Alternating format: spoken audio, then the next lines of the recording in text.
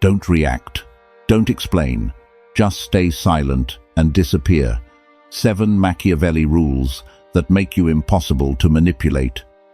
You've been stripped of power your whole life, and you didn't even know it. No one came to take it by force. No one put a gun to your head and made you surrender. The world does something far more subtle. It makes you react. Every time someone throws an insult and you immediately fire back, you just signed an invisible document. I agree to play by your rules. Every time someone doubts you and you rush to explain, you just signed a second document. You have the right to judge me. Every time you find yourself misunderstood and you panic to fix your image, you sign a third document. My peace is in someone else's hands. And what's dangerous is you don't realize you've signed those documents thousands of times.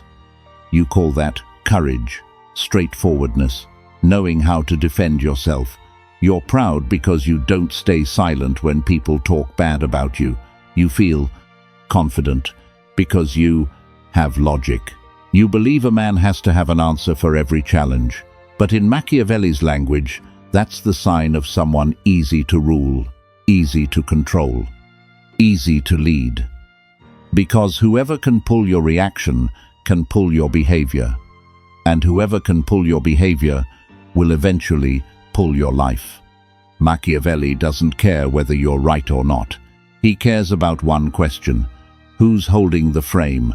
What is a frame? A frame is the invisible rulebook of an interaction. The frame decides who asks and who answers, who is the judge and who is the defendant, who sets conditions and who has to prove, who has the power to define the truth in that moment. You can win an argument and still lose power. You can say the last word and still become the lower one. Because in power, what matters isn't words.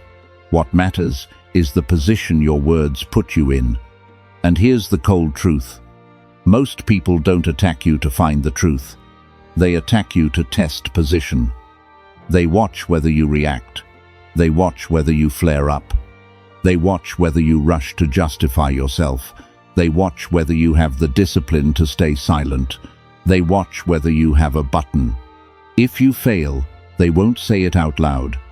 They'll just remember. They learn what you're sensitive about. They learn where you need recognition. They learn how you fear being judged. And from that day on, they can pull you whenever they want.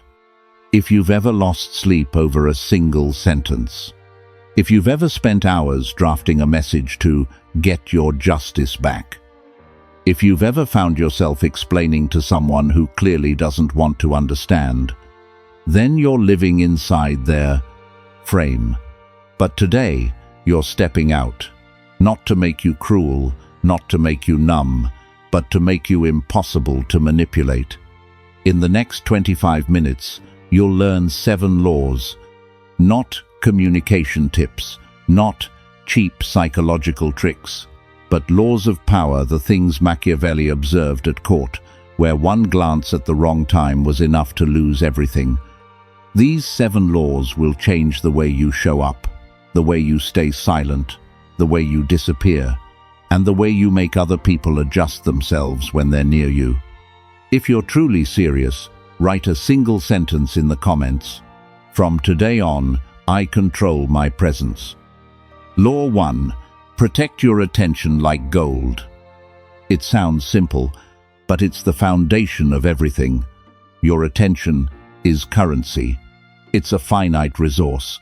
It's what everyone is trying to take from you every day. Not everyone takes it by asking. Many take it by poking, by provoking, by creating drama, by tossing you a little piece of bait, then waiting for you to bite. And when you bite, they eat. Look back at a normal day. How many times do you open your phone just because of a notification? How many times do you read a meaningless line and feel your blood boil? How many times do you step into an argument you never intended to step into? You think you're responding, having a dialogue. No, you're getting drained. Every time you stop your work to reply to a nobody, You're wiring energy away. Every time you try to explain so they understand, you're paying a salary to deliberate stupidity. And when you give your attention to someone unworthy, you're devaluing yourself. In politics, the powerful person isn't the one who shows up everywhere. The powerful person is the one who shows up at the right time. The powerful person is the one who makes their presence an event, not a habit. Attention is the same. You can't become magnetic if you respond to everything. You can't become authoritative if you're always available to everyone. The easier you are to reach, the easier you are to disrespect. This isn't morality, this is human instinct. What's given for free, the brain prices low. What's hard to reach, the brain automatically prices high. You're working. You set a 90-minute goal, no phone, no interruptions. But then someone in the group chat drops a line. You disappeared, huh? Or scared to debate. You read it. Your chest stings a little. You want to prove you're not scared. You want to say you're busy. You want to write a sharp line to put them in their place. And in that exact moment, you just got bought with a sentence. You lose 5 minutes replying. Then lose 10 minutes reading the response. Then lose 20 minutes being irritated. Then lose another 15 minutes pulling yourself back into work. One small line in exchange for 50 minutes of your life. Machiavelli would ask you, who just got richer from your attention? And so, ask one single question before you give anyone your attention. Does this person deserve it? Not, is this person right or wrong? Not, does this person understand me? Just, do they deserve it? What does deserve mean? Deserve means they bring value, respect, or at least decency. Deserve means that interaction raises your position, or at least doesn't pull you down. If the answer is no, you move on. No explaining, no defending, no guilt. And if you've ever burned hours over a comment, a message, a sneer, you can leave one word under the video: gold. As a reminder, my attention is gold. Law 2. Don't explain inside someone else's frame. Explaining is the sweetest thing a manipulator can eat, because explaining always reveals one thing: you need their acceptance. To be blunt, not everyone who asks wants to understand. Many people ask to put you in a position where you have to answer. When someone asks you a question in a judging tone, they're not looking for information. They're building a courtroom. And when you start explaining, you just walked into their courtroom. You step into the defendant's position. You accept them as the judge. You can give very reasonable reasons. You can have evidence. You can have the truth, but you still lose the frame. Because the moment you defend yourself, you've admitted, I need you to believe me. Machiavelli understood this 500 years ago. A prince can't survive if he has to explain every decision to everyone. A leader can't exist if every time they're doubted, they have to prove they're good. Because power isn't built on begging. Power is built on declaration and consequences. This doesn't mean you become authoritarian. It means you separate clarifying to act from explaining to be accepted. Clarifying is, this is the decision, this is the direction, this is what needs to be done. Short. Clear, action-oriented. Explaining to be accepted is, I did that because, I didn't mean, you misunderstood. Actually, I. And the more you talk, the more you expose your fear of being judged. And people are very good at sniffing it out. They won't say it, but they feel it. This person needs approval. This person is afraid of being misunderstood. This person will chase their image. And once they know what you fear, they have leverage. In a meeting, your boss asks in front of the whole group, why is your report late? You feel everyone's eyes on you. You start explaining, well, last week the data was wrong, and then Team A responded late. And then I had to fix it. And then. The more you talk, the smaller you become. The more you sound like someone begging for mercy. But someone who holds the frame says, "The report is 1 day late. I take responsibility. I'll send the final version by 5 p.m. Then stop." Do you see the difference? One side is self-justification, the other side is self-control. The person who holds the frame doesn't need to be understood immediately. They need to be respected. There's a rule you should carve into your bones. It's better to be respected than to be understood. Being understood doesn't protect you. Being respected protects you. You can be understood and still be looked down on. You can be understood and still be used. Because understanding doesn't demand consequences. Respect does. So when someone tries to pull you into a trial, you do one thing. You refuse the defendant role. You don't scream. You don't get dramatic. You just don't enter. If this part is true for you, comment a short line, "Not the defendant." As a reminder, I don't step into other people's courtrooms. Law 3. Silence is the sharpest weapon because it doesn't give the other side what they need. There's an uncomfortable truth. A lot of attacks aren't meant to prove you wrong. They're meant to shake you. A sarcastic line at a party, a contemptuous look, a joke in front of a crowd, a cold text. It's like a fishhook. People drop it into the water and wait for the fish to bite, and you bite with a reaction. You think, if I don't react, they'll think I'm weak. If I don't answer, they'll think I have nothing to say. But the reality is, silence makes them not know what you think. And people fear most what they can't predict. When you hit back with words, you're giving them data. You're giving them direction. You're giving them contact points. They'll use that data to attack next time. They'll learn what you're sensitive about. They'll learn what you need. Silence gives them nothing. Silence is a psychological gap, a vacuum. And when people hit a vacuum in conflict, they panic. They start filling that gap with their own words. They explain, they justify, they keep talking, they reveal themselves. You stay silent, they talk. You stay calm, they expose themselves. You don't play, they fall, because they're punching air. You're at a dinner table with friends. Someone tries a mean joke. What you do is probably pretty average, nothing special. The whole table laughs awkwardly. You feel your face heat up. The instinct is to snap, "What would you know?" or to list achievements to prove yourself. But you stay silent. You look at them for 2-3 seconds. No glaring, no bitter laugh. Just to look like someone who just heard something not worth answering. In a few seconds, the whole table feels the mismatch. That person suddenly feels like they went too far. They add more to patch it. I mean, it's fine. Or they change the subject. You don't need to win with words. You win with position. That's why the person who talks the most in conflict often loses. The more you talk, the more rope you give the other side to pull. The more you explain, the more you place yourself lower. Silence isn't nothing. Silence is a message. You're not important enough for me to open my mouth.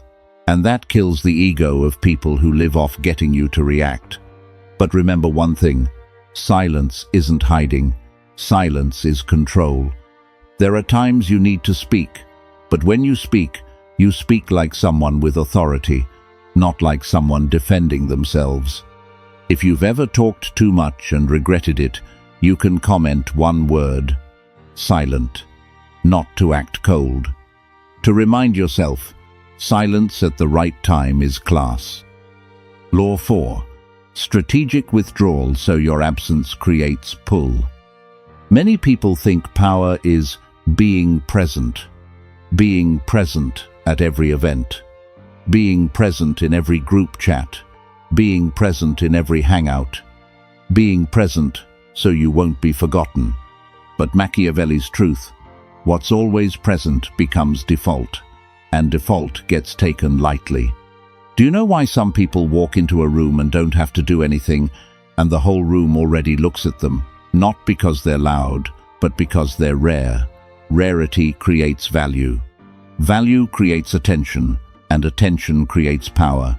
Strategic withdrawal isn't disappearing forever. It's you show up with purpose.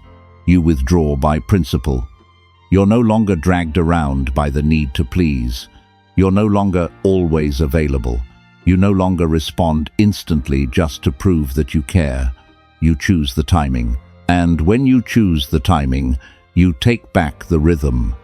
There's a type of person who always texts you at unreasonable hours, 11:30 p.m., 6 a.m., or right when you're working, and you always reply.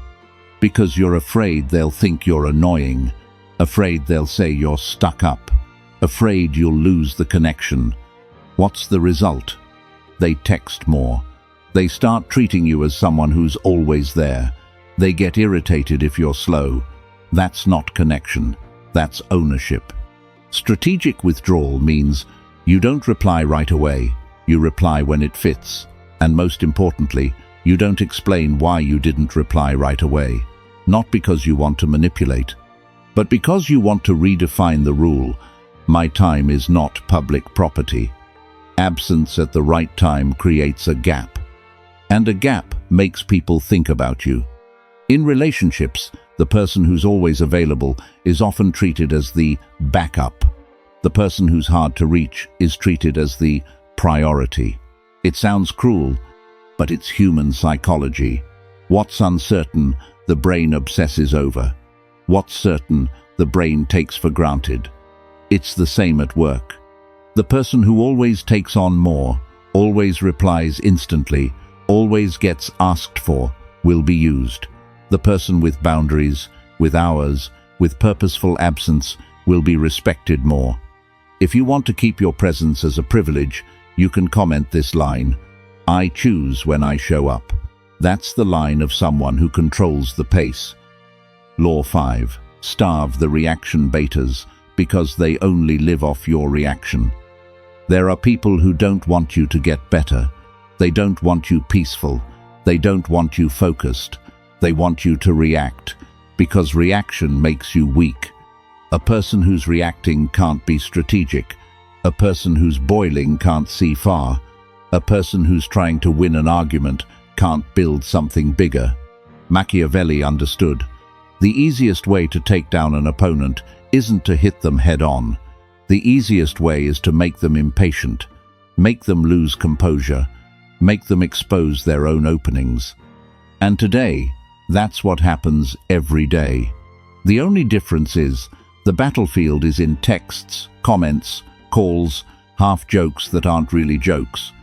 A reaction beta doesn't need the truth. They just need you to turn around, so you have to learn the art of starving them. Starving isn't revenge. Starving is not supplying energy to what wants to eat you. You post something you're proud of, a project, a photo, an achievement, and someone comments, "What's so great about that? Showing off?" You feel insulted. You want to explain that you're not showing off, you're just sharing. You want to say how hard you worked. You want them to understand your intentions are good, but they don't need to understand. They need you to react. When you react, you give them the right to control your emotions in public. You give them a stage. You make them important, but if you stay silent, they have nothing to eat. Their comment drifts by like trash. That's starving. You don't explain. You don't lecture. You don't try to change them with logic. You don't try to prove you're a good person. You just withdraw energy. You'll be surprised. When there's no reaction anymore, a lot of troublemakers disappear on their own, because they only come when there's food. And their food is your attention. If you've ever been pulled into drama just because you wanted to clarify, comment a short line: "No feeding." That's discipline. Law 6. Remove the unworthy, because not everyone deserves to be ignored the same way. This is where many people get it wrong. They think, I'll ignore everything. And then they become someone who runs away. Or they think, I'll confront everything. And then they become someone who reacts. Machiavelli doesn't choose extremes, he chooses classification. If you don't choose, life will choose for you. There are 3 kinds of people you must handle differently, because each kind is a different kind of threat to your power. Type 1. The real enemy. Not someone who disagrees, not a healthy competitor, but people who secretly want you to drop. They plant rumors, they twist your words, they manufacture doubt. The common mistake is trying to expose them, trying to clear your name, trying to hit back. But Machiavelli would say, when you react, you give them a stage. You turn them into a character. You acknowledge them.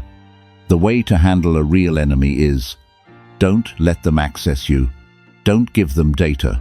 Don't give them reactions, and accelerate results. Type 2. The cheap judge. They build nothing. They only criticize. They stand outside and shoot at the person who's working. What they want isn't truth. What they want is the feeling of power from making you answer. If you answer, you pull them up to your level. You turn them into someone with the right to evaluate. The way to handle it is silence. Not because you're afraid, but because you don't grant status to someone with no value. Type 3. The energy vampire. This is the most dangerous type, because they don't attack you with hatred, they attack you with need. They always have a crisis, always need advice, always need you to save them. And you help because you're good. But you don't see this. They don't want to escape. They want someone to carry their pain for them. You have a friend who always calls you when they're down. They repeat old stories. They promise they'll change. You stay up until 2 a.m. to save them from negative thoughts. Tomorrow, they're the same. Next month, the same. Next year, still the same. And you're exhausted. Then, when you need them, they disappear. Not because they're evil, but because they come to drain your life force, not to build with you. Removing this kind of person doesn't need noise. It needs decisiveness. You reduce access. You reduce time. You reduce responses. You hold boundaries. And you let them learn to carry their own life. This isn't heartless. This is survival. You can't pour water from an empty cup. Machiavelli would remind you, kindness without boundaries is a suicide note.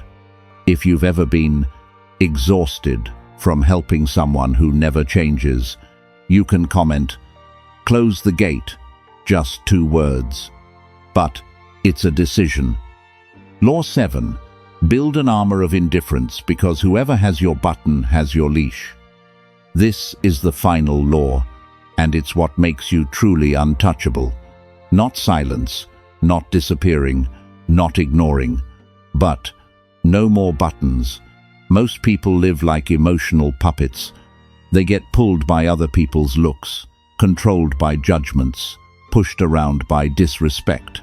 They think they're having feelings. In reality, they're being owned. Machiavelli watched powerful people collapse, not because they were physically weak, but because they were emotionally weak. They were prideful, hot-tempered. They needed validation. They feared being looked down on. And the enemy only had to touch the right spot. You want to be someone who can't be manipulated. You have to own your buttons. Think about the things that trigger your strongest reactions. Being called incompetent, being disrespected, being misunderstood, being doubted, being abandoned, being compared. Those are the cracks in your armor. You can't control whether people poke, but you can control whether it sticks. Armor of indifference doesn't mean you become stone. It means you choose what's allowed to get inside you. You still feel, but you're not controlled. You still hear, but you're not pulled. You still know what they're doing, but you don't join. Someone says, you were just lucky, and you feel a sting, because deep in you, there's a part that fears you're not good enough. If that wound is alive, you'll react. You'll list your work. You'll prove yourself.